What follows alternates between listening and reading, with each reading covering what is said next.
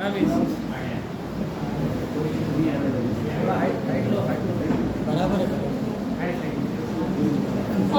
guests, respected principal, assistant headmistress, supervisor, teachers, and all my dear friends. Assalamu alaikum wa rahmatullahi wa barakatuh.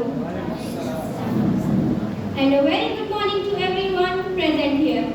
Today we are celebrating our 75th Republic Day. Every year on January 26, India celebrates Republic Day with a great joy, happiness, and pride to make it memorable. As we all know, the Indian Constitution came into effect from January 26, 1950, and ever since the Indian people have celebrated this day as our National Republic Day. Although India gained independence on August 15, 1947, there was no national constitution at that time. But after much deliberation and thought, a committee led by Dr. Baba Saheb Ambedkar presented a draft of the Indian Constitution, which was adopted on November 26, 1949 and came into effect from January 26, 1950.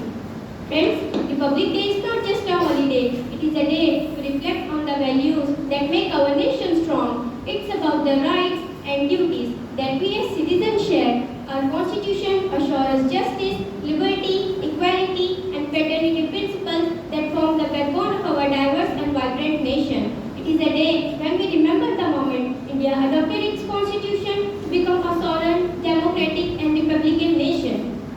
As a student, we are the future torchbearers of our country, and it is crucial to understand the significance of Republic Day.